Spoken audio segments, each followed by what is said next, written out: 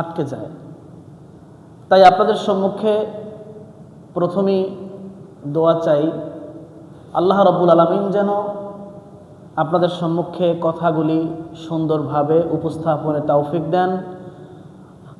যেহেতু আলোচনাটা ইতিহাসের আলোচনা চলছে, তাই অন্যান্য আলোচনার থেকে এটি একটু গুছিয়ে আনতে কঠিন, আবার একদিকে গলায় একটু সমস্যা। সব মিলিয়ে আপনাদের নিকট দোয়া চাই, আল্লাহ রাব্বুল আলামিন যেন সুন্দর, সুস্থ, স্বাভাবিকভাবে কথাগুলি উপস্থাপনের তৌফিক দেন। আমরা পড়ছি আমিন। সর্বপ্রথম আরেকটি কথা বলবো, তা হচ্ছে আমার স্ত্রী এবং আমার আল্লাহ তাআলা একটি পুত্র সন্তান দান করেছেন।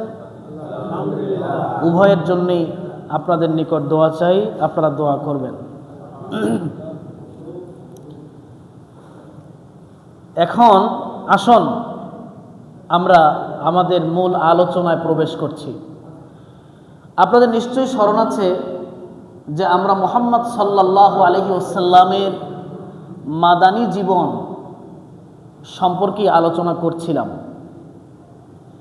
আলোচনা করার এক পর্যায়ে আমরা এসে পৌঁছেছিলাম এই জায়গায় যে মুহাম্মদ সাল্লাল্লাহু আলাইহি ওয়াসাল্লাম মদিনাতে গেলেন।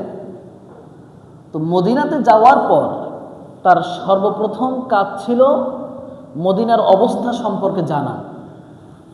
বলেছিলাম, অল্প হলেও হয়তো খেয়াল আছে আপনাদের, যেহেতু মদিনাতে এখন বিভিন্ন শ্রেণীর মানুষ আছে। এক নম্বরে আছে মুসলমান, 2 নম্বরে ইহুদি, 3 নম্বরে মুশরিক। আবার এই তথাকথিত মুসলমানদের মধ্যে আরেকটি শ্রেণী বের হয়েছে, সেটা মুনাফিক। তো এই মোটামুটি 4-5টা শ্রেণীর মানুষ সেখানে রয়েছে।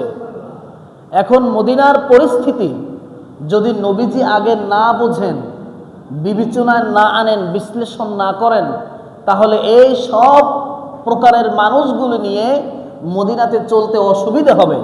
তাই আল্লাহর নবী সাল্লাল্লাহু আলাইহি ওয়াসাল্লাম সর্বপ্রথম এই মানুষগুলি সম্পর্কে স্টাডি করলেন, বিশ্লেষণ করলেন যে এদেরকে নিয়ে কিভাবে চলা যায়, এদের প্রত্যেকের হাবভাবটা কি, মদিনার বর্তমান পরিবেশ পরিস্থিতি কেমন, তিনি তা বিচার বিশ্লেষণ করলেন। এই বিচার বিশ্লেষণ কিভাবে করেছিলেন, করতে গিয়ে কি রেজাল্ট পেয়েছিলেন, সেগুলি আমরা গত আলোচনায় বলেছিলাম। তো এখন বিচার বিশ্লেষণ করার পর এখন তাকে সমস্যার সমাধানে আসতে হবে। সমস্যার সমাধানে আসতে হবে না? এই সমাধানে প্রাথমিক পর্যায়ে সকল প্রকারের মানুষগুলো নিয়ে একটি মদিনার সুন্দর সমাজ বিনির্মাণ করতে গিয়ে আল্লাহর নবী সাল্লাল্লাহু আলাইহি ওয়াসাল্লাম প্রথমে 3টি কর্মসূচি হাতে নিয়েছিলেন। কয়টি কর্মসূচি? জোরে বলেন, কয়টি? 3টি। আমি একদম শুরুর কথাগুলি বলছি, আপনাদেরকে শুরুর দিক থেকে নিয়ে যাব একদম শেষের দিকে ইনশাআল্লাহ। মহানবী সাল্লাল্লাহু আলাইহি ওয়াসাল্লাম প্রথমত কয়টি কর্মসূচি হাতে নিলেন? 3টি। 1, মসজিদে নববী নির্মাণ, অর্থাৎ একটি মসজিদ নির্মাণ। যে মসজিদ তিনি নির্মাণ করেছিলেন পৃথিবীর ইতিহাসে স্বর্ণাক্ষরে লেখা থাকবে মসজিদে নববী নামে, সেটি কিয়ামত পর্যন্ত পৃথিবীর ইতিহাসে থাকবে। সুবহানাল্লাহ। মসজিদে নববী নির্মাণ করলেন। কোন জায়গায় নির্মাণ করলেন? ওই যে যখন তিনি মদিনায় ঢুকেছিলেন, উট যেখানে বসে পড়েছিল, খেয়াল আছে? উট যেখানে বসে পড়েছিল, ওই উটের বসে পড়াটা এটা সাধারণ কোনো বিষয় ছিল না, বরং সরাসরি মহান আল্লাহ রাব্বুল আলামিনের ওই উটের প্রতি নির্দেশনা ছিল, এবং ওই নির্দেশনা অনুযায়ী উট সেই জায়গাটিতে বসেছিল, যেই জায়গাটিতেই মহানবী সাল্লাল্লাহু আলাইহি ওয়াসাল্লাম পরবর্তীতে এই মসজিদে নববী নির্মাণ করেছিলেন। সুবহানাল্লাহ। এখন এই যে জায়গাটু ছিল 2টি এতিম বালকের।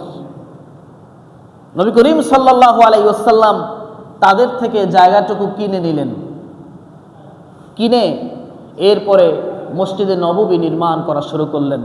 আল্লাহ নবী সাল্লাল্লাহু আলাইহি ওয়াসাল্লাম নিজের হাতে বোঝা বহন করে, নিজের কাঁধে বোঝা বহন করে করে এরপরে মসজিদে নববী নির্মাণ করেছিলেন। আপনার মসজিদে নববীর দেয়াল ছিল কাঁচা ইটের, ছাউনি ছিল খেজুর গাছের পাতা বা ডালের, ফ্লোরটা ছিল ছোট ছোট পাথরের নুড়ি দিয়ে, বৃষ্টি পড়লে পানি পড়লে ভিজে স্যাঁতস্যাঁতে অবস্থা হয়ে যেত। সাহাবায়ে কেরাম যখন সিজদা দিতেন, সাহাবায়ে কেরাম রিদওয়ানুল্লাহি তাআলা আলাইহিম আজমাইনদের কপালের উপরে ওই যে বালু কাদা এগুলি লেগে থাকতো। মসজিদ ছিল কাঁচা, কিন্তু মুসল্লি ছিল কি পাকা। মসজিদ ছিল কাঁচা, কিন্তু মুসল্লি কি ছিল জুমায়ও যেই মুসল্লি, ওক্তি নামাজেও সেই মুসল্লি। আমাদের মসজিদগুলি পাকা, কত সুন্দর চমৎকার মোজাইক ডিজাইন করা, কিন্তু মুসল্লিগুলো বড় কাঁচা। জুমায় মুসল্লির অভাব নাই, 5 ওয়াক্ত সালাতের মুসল্লি খুঁজে পাওয়া যায় না। ঠিক কিনা বলেন? এটা কি বানাই বললাম না সত্য বললাম? সুতরাং যতদিন পর্যন্ত মুসল্লি পাকা না হবে, ততদিন পর্যন্ত ইসলামী হুকুমাত পৃথিবীতে কায়েম হবে না। কারণ নবী করিম সাল্লাল্লাহু আলাইহি ওয়াসাল্লাম প্রথমত মসজিদ নববী নির্মাণ করে গোটা বিশ্ববাসীকে বুঝিয়ে দিলেন, অবশ্যই নামাজি হতে হবে, মুসল্লিগুলি পাকা হতে হবে। এরপরে এই মসজিদ ভিত্তিক নির্মাণ, মসজিদ ভিত্তিক সমাজ নির্মাণ হবে, মসজিদ ভিত্তিক রাষ্ট্র নির্মাণ হবে। এভাবেই ইসলাম কায়েম হওয়া সম্ভব। তাই নবী করিম সাল্লাল্লাহু আলাইহি ওয়াসাল্লাম সর্বপ্রথম মসজিদে নববী নির্মাণ করলেন। নবী করিম সাল্লাল্লাহু আলাইহি ওয়াসাল্লাম তিনি যখন সরঞ্জামগুলি উপকরণ আদি বোঝা বহন করছিলেন, তিনি জবান মোবারক দিয়ে বলছিলেন কত চমৎকার ভাবে, আল্লাহ এই দুনিয়ার থেকে পরকালিত উত্তম। সুতরাং আমার সাথে যারা কাজ করতেছে, আমার আনসার এবং মুহাজির সাহাবীগণ, আল্লাহ তুমি তাদেরকে মাফ করে দিও। সুবহানাল্লাহ। নবীজি কাজ করতেছিলেন আর নবীজির জবান দিয়ে এই দোয়া সাহাবায়ে কেরামের জন্য করছিলেন। নবীজির কাজ করা সাহাবায়ে কেরাম বসে বসে দেখতেছেন।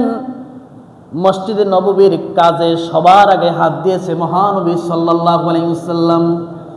নবীজির এই কার্যক্রম দেখে সাহাবায়ে কেরাম রিদওয়ানুল্লাহি তাআলা আলাইহিম আজমাইন সবাই বলে উঠল, আমাদের হুজুর কাজ করতেছে, আমরা যদি বসে থাকি এটা আমাদের জন্য শোভনীয় নয়, এটা পথভ্রষ্টতার লক্ষণ।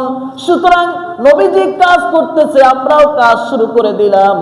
এই কথা বলে সমস্ত সাহাবায়ে কেরাম মসজিদে নববীর কাজে লেগে গেল। বলেন সুবহানাল্লাহ।